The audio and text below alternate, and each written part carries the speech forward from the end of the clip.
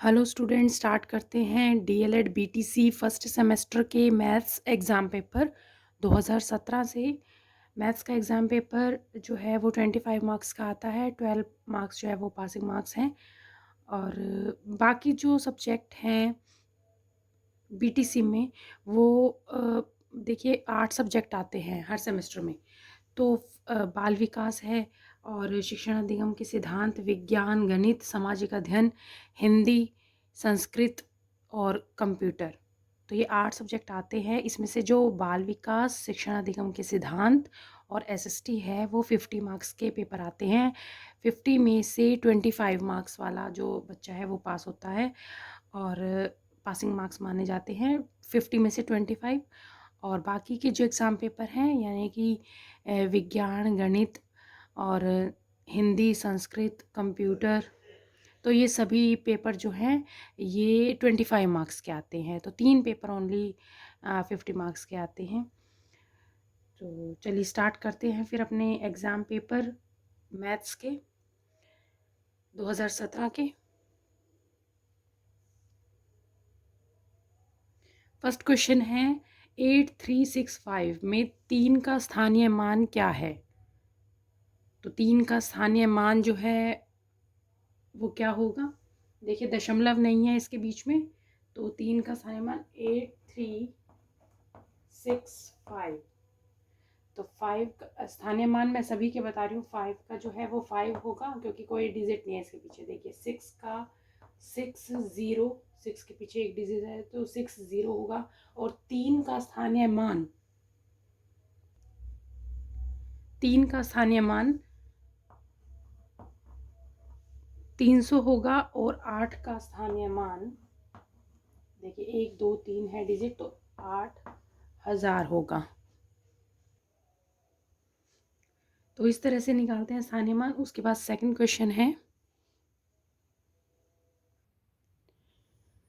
Question है कौन सा जोड़ा एक दूसरे का व्युत्क्रम है? व्युत्क्रम होता है यानी रेसिप्रोकल है, यानी एक दूसरे का मतलब उल्टा है। तो ऑप्शंस हैं 1/3, 3/9 और सेकंड ऑप्शन है 1/5, 5/10। थर्ड है 5/6, 6/5 और डी है 4/8 और 1/2। तो देखिए इसको हम कट कर सकते हैं यहाँ पर 3 एकम 3, 3 तिया 9, तो ये तो सेम हो गए 1/3, 1/3। ये तो इसका उल्टा नहीं है। और ये 5 एकम 5, 5 दूनी 10, वो कट जाएगा।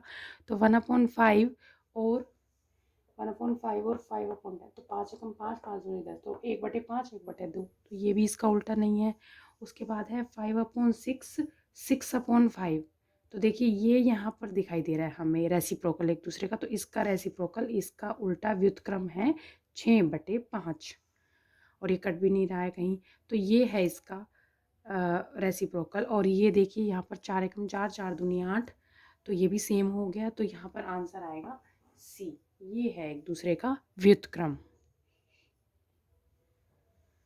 थर्ड क्वेश्चन है 2.4 गुना 0.5 का मान बताना है। तो पहले हम दशमलव को हटाते हैं। वैसे तो दशमलव के साथ बच्चे मल्टीप्लाई कर लेते हैं, उससे भी आंसर आ जाता है, लेकिन दशमलव हटा लीजिए, उससे इजी रहता है। देखिए गलत मिस्टेक कम होती है।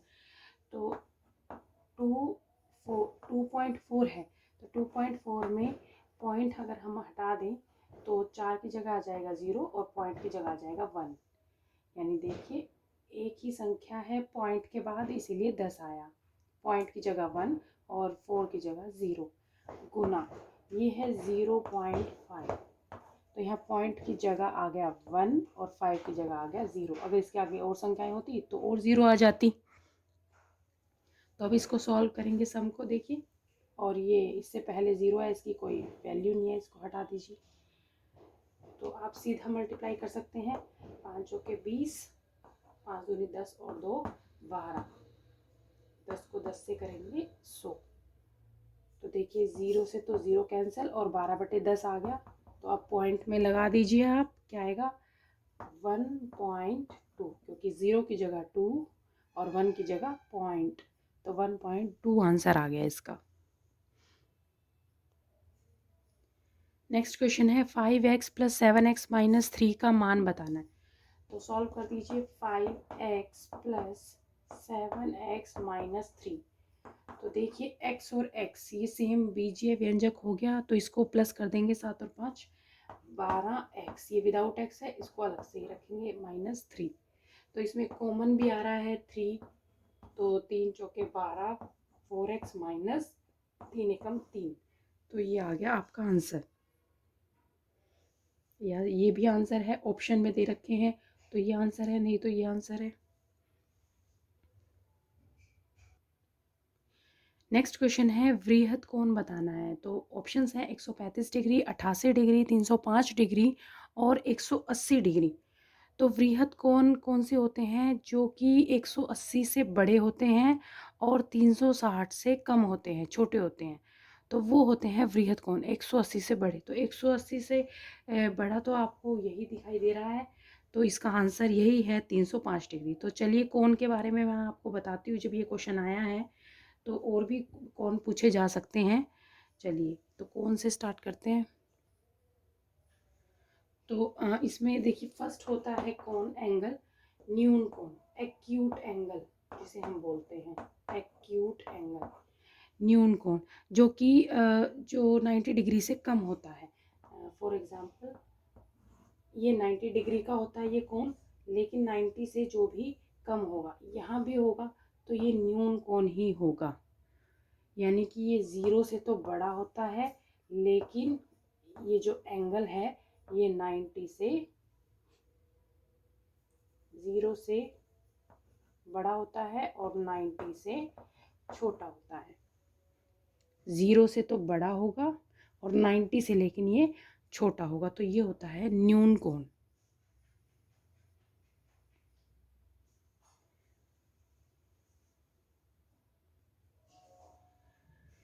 सेकंड कोण है समकोण, जो कि 90 डिग्री का होता है, राइट एंगल बोलते हैं इंग्लिश में। और इसमें जो एंगल होता है वो हमारा 90 के बराबर होता है, वो होता है समकोण, सेकंड नंबर पे। थर्ड होता है अधिक कोण, यानी ऑब्ट्यूज एंगल, यानी कि जो 90 से बड़ा होता है। तो 90 तो ये होता है, लेकिन इससे जो है बड़ा होगा 90 से। अगर 91 डिग्री भी है तो वो अधिक कोण होगा। तो 90 से जो बड़ा कोण होता है अधिक कोण, वो अधिक कोण होता है। यानी कि 90 से तो बड़ा होता है, लेकिन 180 से छोटा होता है, वो होता है अधिक कोण। नेक्स्ट होता है सरल कोण, यानी रिजु कोण, जो कि 180 डिग्री का कोण होता है, सरल रेखा पर बना हुआ कोण होता है ये 180 डिग्री। तो ये है सरल कोण। इसमें जो थीटा है यानी एंगल जो है वो 180 डिग्री का होता है, सरल कोण। उसके बाद नेक्स्ट है, तो नेक्स्ट है वृहद कोण। वृहद कोण होता है जो कि 180 से बड़ा होता है, यानी कि ये देखिए ये वाला एंगल इस तरह से, यानी 180 से जो बड़ा होता है। तो इसमें जो ये थीटा है 180 से बड़ा होगा, लेकिन 360 से छोटा होता है, तो वो होता है वृहद कोण। रिफ्लेक्सिव एंगल बोलते हैं इसको, रिफ्लेक्स एंगल, वृहद कोण। उसके बाद नेक्स्ट है संपूर्ण कोण, यानी कंप्लीट एंगल, यानी जो 360 डिग्री का होता है, जिसमें थीटा जो है वो 360 डिग्री होता है, संपूर्ण कोण जो 360 डिग्री का हो, 360 डिग्री का होता है। उसके बाद इसके बाद नेक्स्ट एक और भी होता है शून्य कोण, जिसमें कि कुछ कोण बन ही नहीं रहा, यानी कि दोनों रेखाएं जो है इस तरह से घूमकर यहीं पर आ जाती हैं, तो वहाँ पर वो जो है रेखाएं घूमकर इधर आ जाती हैं, तो वो शून्य कोण होता है। यानी जिस थीटा यानी एंगल शून्य है, 0 है, तो एंगल बन ही नहीं रहा, तो यहाँ पर ये इसको शून्य कोण बोलते हैं। तो उसके बाद बेटे दो जो हैं और इम्पॉर्टेंट हैं कोण, उनकी बात करेंगे।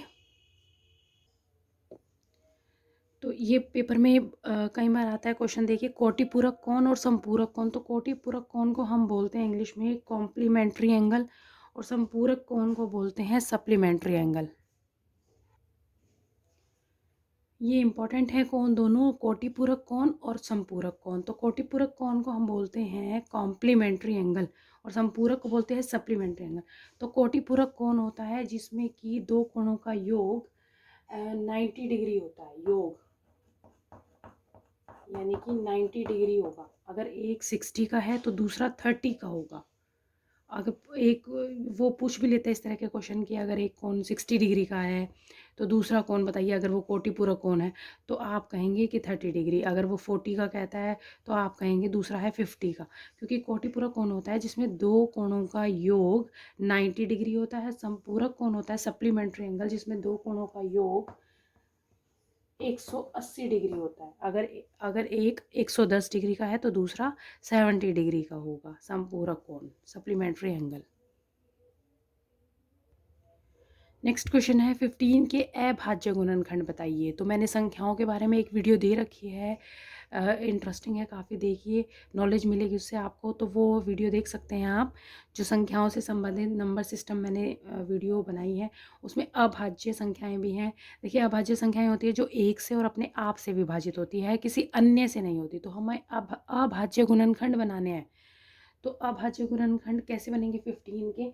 तो 15 के बनेंगे 15 का होता ही इस तरह से बनाए आप, तो 3 से जाएगा, ये 3 पंजे 15, 5 एकम 5। और 3 और 5 दोनों संख्याएं ऐसी हैं जो केवल एक से और अपने आप से भाग होती है। 3 है और 5 है, तो ये ही इसके अभाज्य गुणनखंड भी हैं। तो अभाज्य गुणनखंड अगर वो कहता है तो आपको अभाज्य वाले संख्याओं के ही गुणनखंड बनाने हैं, जो एक से और अपने आप से विभाजित होती है संख्याएं।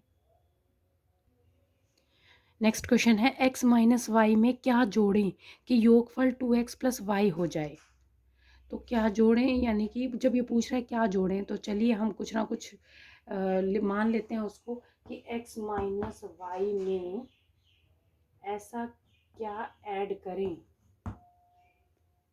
कि योग 2x प्लस वाई हो जाए। तो क्या ऐड करें ये पूछा जा रहा है, तो पूछने वाले को हम यहीं पर रखेंगे, बाकी संख्याओं को उधर ले जाएंगे। यानी 2x प्लस वाई है तो ये प्लस का x है, वहाँ जाकर माइनस का x हो जाएगा। ये माइनस का y है, वहाँ जाकर प्लस का y हो जाएगा। अब इसको सॉल्व कर देंगे, क्या आएगा?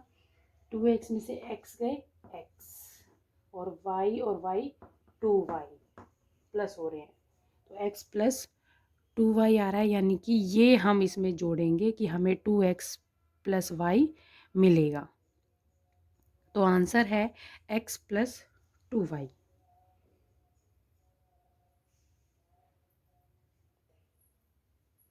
नेक्स्ट क्वेश्चन है यदि किसी चतुर्भुज की चारों भुजाएं बराबर हों तो प्रत्येक कोण 90 डिग्री का हो तो ऐसे चतुर्भुज को क्या कहेंगे। कोई भी चतुर्भुज है और उसकी ये कह रहा है कि चारों भुजाएं उसकी बराबर हैं और उसका प्रत्येक कोण जो है वो 90 डिग्री का है, तो ऐसा चतुर्भुज तो वर्ग ही कहलाता है जिसमें चारों भुजाएं बराबर होती है। अगर ये 4 सेंटीमीटर की है तो ये भी 4, ये भी 4, ये भी 4 की होगी। एक आयत में जो है आमने सामने की बराबर होती हैं, लेकिन वर्ग में चारों बराबर होती है और 90 डिग्री का एंगल होता है। 90 डिग्री का एंगल तो इसका भी होता है, लेकिन इसमें जो आमने सामने की भुजाएं हैं वो बराबर होती है। अगर ये 10 है तो ये 10 होगी, ये 5 है तो ये 5 होगी, लेकिन इसमें सारी बराबर होती है, तो वो वर्ग कहलाता है। उसके बाद नेक्स्ट क्वेश्चन है, नेक्स्ट क्वेश्चन है दो संख्याओं का मैस है 16 है, उनका गुणनफल 6400 है, तो लैस है बताना है। तो इसके लिए एक फॉर्मूला होता है, पहली संख्या गुना दूसरी संख्या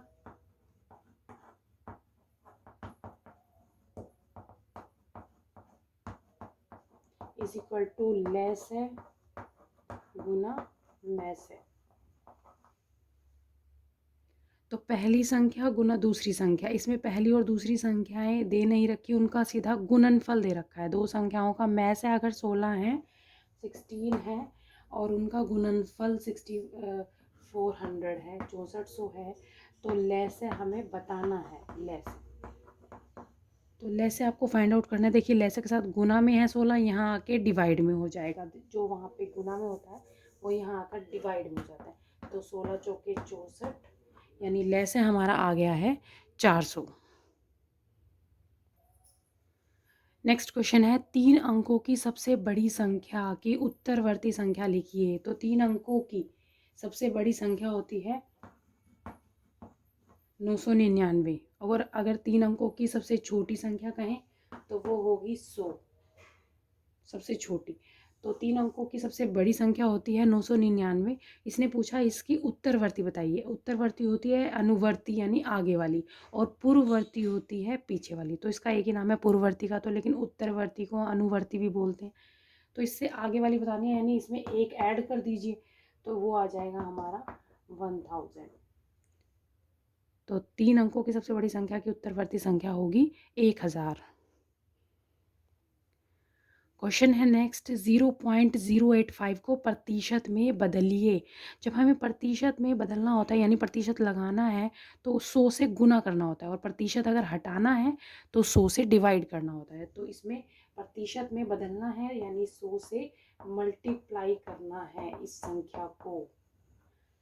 तो देखिए दशमलव को हटा दीजिए, क्या आएगा 85 डिवाइड बाय, क्योंकि 85 संख्या दिखाई दे रही है, 5 की जगह 0, 8 की जगह 0, 0 की जगह 0 और पॉइंट की जगह 1, ऐसे करते हैं चेंज, गुना में 100। तो उसके बाद ये 0 2 0 जो है वो 2 0 से कट जाएंगी, 85/10 आ गया। तो 85/10 क्या होगा, 0 की जगह 5 और 1 की जगह पॉइंट और 8, तो 8.5%। फिर परसेंट लगाएं क्योंकि प्रतिशत में बदलना है तो इसलिए परसेंट लगाएंगे, हमने 100 से मल्टीप्लाई किया है। और अगर इसी को ही कह देता कि आप इसको जो है दशमलव में भी उसमें बदलिए, तो आप 100 से जो है इसको डिवाइड कर देते, क्योंकि प्रतिशत हटाते हैं तो 100 से भाग करते हैं, और प्रतिशत अगर बनाना है तो 100 से गुना करेंगे। नेक्स्ट क्वेश्चन है, पटरी और प्रकार की सहायता से 90 डिग्री का कोण बनाना। तो ये मैंने आपको पहले ही बता रखा है, 60 डिग्री का एंगल और 90 डिग्री 120 का, तो आप पिछली वीडियो में जो है वो देख सकते हैं। उसके बाद नेक्स्ट क्वेश्चन है ये आपको जो है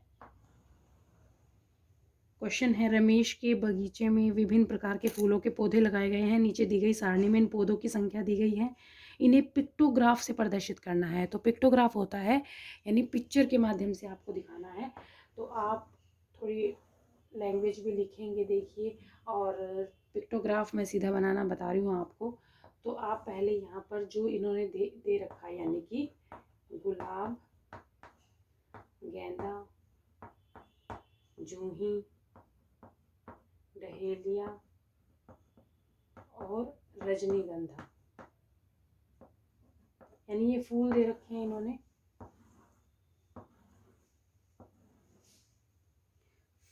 फूलों के जो पौधे हैं वो हैं, तो इन्होंने कहा कि गुलाब जो है वो 30 हैं। तो आप क्या करते हैं, देखिए ये 5 का टेबल दिखाई दे रहा है कहीं ना कहीं, 10, 15, 25, 30, 45। तो आप एक पौधे के लिए, यानी आप यानी एक पौधे के लिए नहीं, 5 पौधों के लिए एक साइन यूज़ कर लेते हैं। मान लीजिए यही मैंने यूज़ कर लिया, इस तरह का सर्कल। तो 5 पौधे जो हैं वो इस सर्कल के बराबर हैं। तो आपको क्या करना है, ये 30 है तो यानी कितने सर्कल बनेंगे, ये देखिए 5, 10, 15, 20, 25, 30 और 25 है। तो 5, 10, 15, 20, 25 और 5, 10, 5, 10, 15, 5, 10, 15, 20, 25, 30, 35, 40, 45। तो ये होता है पिक्टोग्राफ, इसको बोलते हैं पिक्चरग्राफ। आप कोई भी पिक्चर ले सकते हैं और उसके बराबर रख सकते हैं संख्या, और फिर इस तरह से आप दिखाएंगे। 30 है तो 30 को भाग कर दीजिए, 5 से, 5 6 के 30, तो 6 बनेंगे। देखिए सर्कल 6 हैं।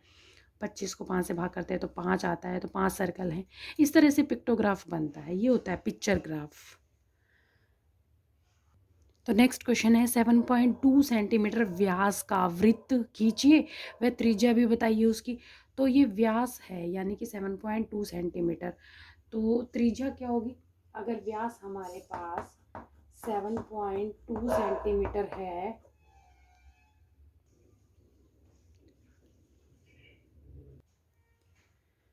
तो व्यास अगर 7.2 सेंटीमीटर है तो त्रिज्या क्या होगी, इसकी आधी, क्योंकि व्यास जो है व्यास का डायमीटर अपॉन 2, व्यास का आधा होता है त्रिज्या। तो 7.2 को डिवाइड कर देंगे 2 से, तो क्या आएगा, 2 दिया 6, 1 और 2 छिके 12 पॉइंट है बीच में, तो 3.6 जो है वो त्रिज्या आ गई। अब इससे हम सर्कल अपना बना सकते हैं, कैसे? 3.6 सेंटीमीटर की हमने एक स्केल्स के माध्यम से आप एक रेखा खींच लेंगे 3.6 सेंटीमीटर की, और अपने प्रकार की नोक को यहाँ और पेंसिल की नोक को इतना जो है ओपन कर लेंगे, और यहाँ से फिर इस तरह से ऐसे सर्कल बना देंगे ऐसे।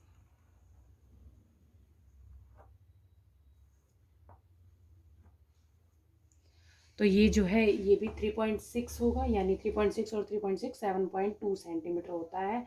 तो ये टोटल 7.2 सेंटीमीटर भी लिख देंगे यहाँ पर। ये व्यास है और ये इतनी त्रिज्या है, तो इस व्यास का हमने वृत्त खींच दिया है, बना दिया है।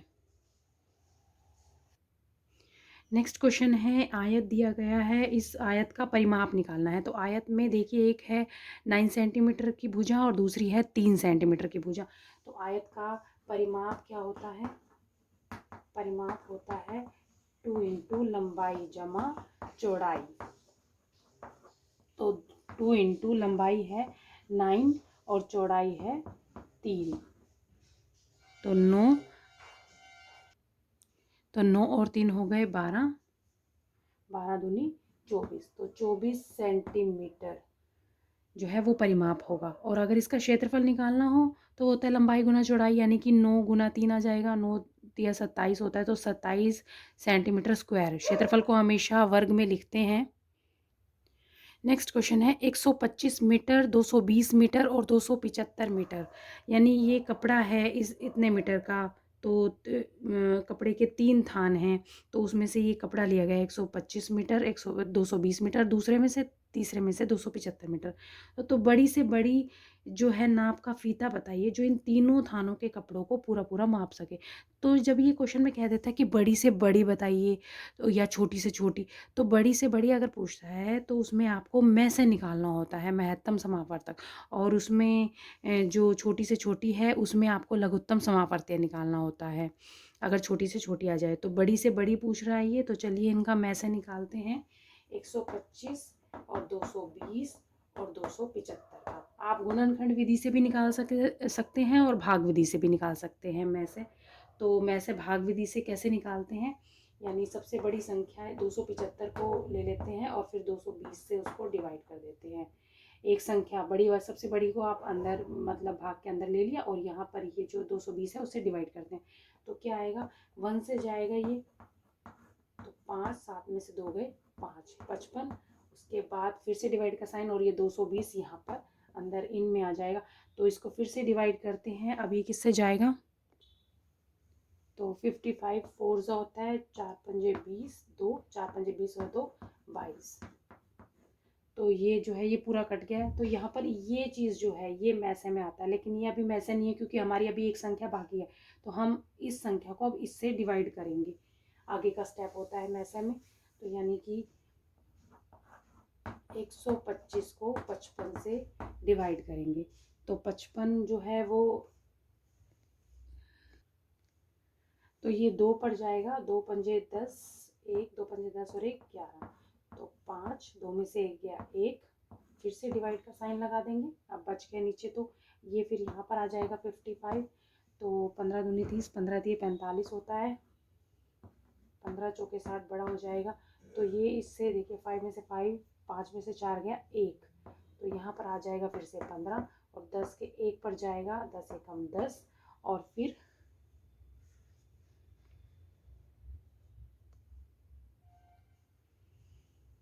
5 आ जाएगा, और फिर से डिवाइड करेंगे, यहाँ 10 आ जाएगा, तो 5 दूनी 10, यहाँ पर ये 5, अब ये नीचे लास्ट में जो है वहाँ पर कटाया जाके, तो इसीलिए यहाँ पर जो 5 बच गया है वो वाला आंसर नहीं होता, वहाँ लास्ट में कट जाता है जब पूरा, तो यहाँ पर जो ये बच जाता है ये, तो ये 5 जो है यहाँ पर इसका में से है, तो 5 आंसर आएगा। ये भाग विधि से में से निकालना था, गुणनखंड विधि से भी है, वो अब आएंगे क्वेश्चन आगे तो मैं बताऊंगी आपको गुणनखंड विधि से।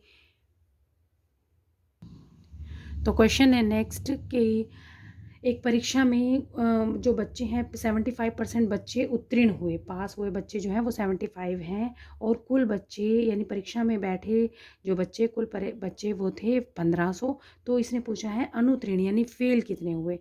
तो देखिए कुल बच्चे जो हैं वो 1500 हैं और उत्तीर्ण बच्चे 75% हैं। तो पास हुए बच्चे निकाल सकते हैं आप। पास छात्र जो हैं वो कितने हो गए, यानी 1500 का 75%। तो प्रतिशत हटाना है तो बटे में 100 लगा दिया हमने। तो पास छात्र हम निकाल लेंगे क्योंकि हमें उत्तीर्ण का प्रतिशत पता है। तो कुल बच्चे, तो कुल बच्चों में से और उत्तीर्ण का प्रतिशत जो है वो 75 है, तो 1500 का 75% निकाल लेंगे, यानी 2 जीरो से 2 जीरो कट गई और इसको इससे मल्टीप्लाई करेंगे। तो पास छात्र जो हैं वो 15 को 75 से गुना कर देंगे तो 1125 आ जाएगा। तो पास छात्र निकल गए हमारे। अब कुल बच्चे 1500 हैं और पास हुए 1125 है, संख्या निकाली हमने। अनुत्तीर्ण बच्चे उसने पूछा है, तो 1500 में से 1125 को माइनस कर देंगे, यानी अनुत्तीर्ण बच्चे छात्र जो है वो आ जाएंगे टोटल बच्चों में से 1125, यानी पास हुए बच्चे हमने माइनस कर दिए, तो आंसर आएगा 375। इसको इसमें से माइनस करेंगे तो 375 आ गया। अभी अनुत्तीर्ण का प्रतिशत भी पूछ सकता है, तो अनुत्तीर्ण संख्या तो निकाल लिया आपने, प्रतिशत कैसे निकालेंगे। तो यानी कि 1500 का कितना प्रतिशत 375 है, फेल बच्चे 375 है ना, तो इसीलिए अब x प्रतिशत को यहीं पर रखेंगे। और नहीं, इसको ऐसे भी कर सकते हैं, 1500 गुना x बटे 100 इज इक्वल टू 375। तो 0 से 0, ये 0 से 0 कट गई, x इज इक्वल टू 375 बटे में 15 आ जाएगा। तो डिवाइड कर दीजिए, 15 दूनी 30, 7, 15, 5, 75, तो 25%। तो बिल्कुल सही है, 25% आएगा फेल बच्चों का। क्यों? क्योंकि पास अगर 75% है तो 25% ही तो रह गया, तो 25% बच्चे फेल हैं। तो ये बोर्ड मास का क्वेश्चन है, लास्ट क्वेश्चन देखिए, पेपर में ही आया हुआ क्वेश्चन है। तो इसमें ब्रैकेट्स दिखाई दे रही हैं, पहले तो ब्रैकेट्स को सॉल्व कर देंगे। -5 माइनस माइनस प्लस 45 डिवाइड -15 और प्लस माइनस -3, क्योंकि डिवाइड और माइनस ये कोई चेंज नहीं होता, ये -15 है, गुना में 5। तो देखिए बोर्ड मास के हिसाब से पहले हमें क्या सॉल्व करना है, minus plus divide minus multiply. तो डिवाइड को सॉल्व करते हैं पहले बोर्ड मास के हिसाब से। तो -5 और ये क्या जाएगा 45 अपॉन में -15, इसके डिवाइड में -3 मल्टीप्लाई 5, तो 15 दिए 45 होता है, और ये प्लस माइनस माइनस हो जाएगा, तो -5 प्लस माइनस माइनस, और ये 3 बचा था माइनस, और ये 3 गुना 5। तो अब माइनस होगा या गुना, तो गुना वाला पहले होता है बोर्ड मास के हिसाब से, तो 5 दिए 15 आ जाएगा यहाँ पर। तो अब देखिए तीनों माइनस में है, होंगे तीनों ही प्लस, लेकिन साइन आएगा माइनस का। तो 15 और 5 20 और 3 23, तो -23 जो है वो आंसर आ जाएगा। चलिए लास्ट में अब मैं आपसे एक क्वेश्चन पुट अप करती हूँ, वो उस क्वेश्चन का आंसर मुझे कमेंट में करें। और बेटे आप चाहते हैं आगे मैं कंटिन्यू करती रहूँ, तो थोड़ा मुझे भी मोटिवेशन की ज़रूरत पड़ेगी, तो आपके आसपास जो भी बच्चे हैं उन्हें पढ़ने के लिए कहिए, और सब्सक्राइब जो है वो कराइए आपके ब्रदर सिस्टर के फ़ोन से, या अदर आपके रिलेशन में जो भी हैं तो उनसे सब्सक्राइब कराइए बेटे, बस यही मेरी एक बात है। और तो आपको समझ में आ रहा है तो रिप्लाई भी कीजिए, कमेंट कीजिए, मुझे व्हाट्सएप पे मैसेज कीजिए, जो कोई प्रॉब्लम आती है तो वो बताइए। तो चलिए अब क्वेश्चन पूछती हूँ मैं आपसे एक लास्ट में। तो क्वेश्चन है, रमेश अपने वेतन का 45% खर्च कर देता है, उसकी बचत जो है वो 3545 रुपये है बचत। वेतन का 45% खर्च कर देता है, बचत उसकी 3545 है, तो उसका वेतन बताइए कि उसका वेतन कितना है। तो इसका आंसर मुझे कमेंट में करें। तो आज के लिए इतना ही बेटे, ओके, थैंक यू।